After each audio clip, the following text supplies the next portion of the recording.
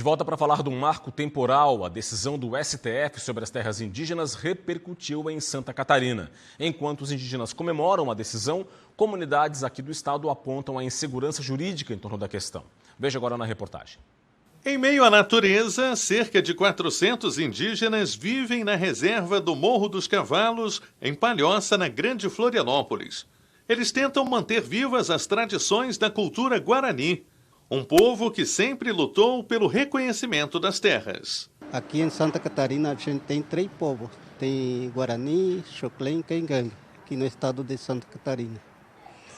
Então eu sempre faço, né? Eu sempre falo, né, que a gente sempre estamos apoiando, né, um a outro assim, né? Eu como Guarani eu apoio o Caingangue, Xoclém, né? A gente fala em direito de todo, né? Do povo, né? Não de um povo. Santa Catarina tem cerca de 21.500 indígenas. Além da etnia Guarani, os povos Caingangue e Xocleng ocupam terras reconhecidas pela FUNAI, a Fundação Nacional do Índio. Mas o debate sobre o marco temporal das terras indígenas no Supremo Tribunal Federal gerou insegurança para estes povos. A gente é contra o marco temporal por esse motivo, porque a nossa história não começou em 1988, a nossa história veio muito antes mesmo. Desde a invasão a gente está aqui, a gente sempre esteve aqui. Então a comunidade, todos os povos indígenas são contra o marco temporal. Por 9-2, os ministros do STF votaram pela inconstitucionalidade do marco temporal.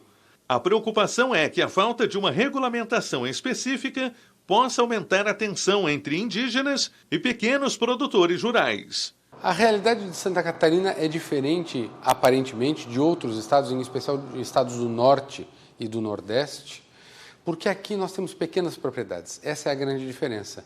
Então, qualquer demarcação de terra indígena em Santa Catarina atinge sempre centenas, às vezes milhares de famílias.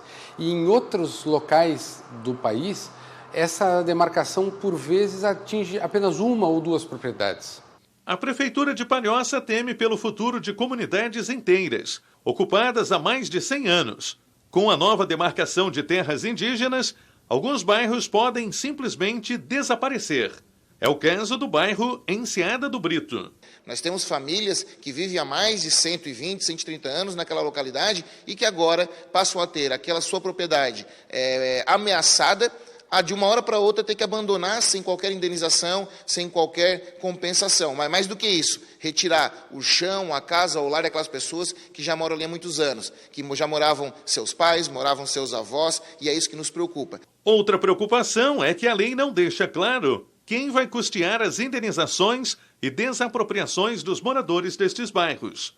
De acordo com a Prefeitura, serão muitos os impactos econômicos. Não se fala em indenização, não se fala em desapropriação, em simplesmente demarcação de novas terras e as pessoas e as famílias que deixem essas terras que passarão, então, para os indígenas. Então, somos contra, não é contra o povo indígena, até porque nós já temos reservas no município de Palhoça, no Morro dos Cavalos, no Macembu Pequeno, reservas já consolidadas. O que a gente é contra são novas demarcações em áreas que hoje são e que já são há mais de 100 anos ocupadas, né, e utilizadas e com toda questão legal, com matrícula, escritura, por pessoas que são do bairro, são da comunidade. Então é esse o nosso medo e por isso estamos do lado dos palhocenses. No final de setembro, o Senado aprovou um projeto que regulamenta o marco temporal. O texto ainda depende de sanção ou veto presidencial.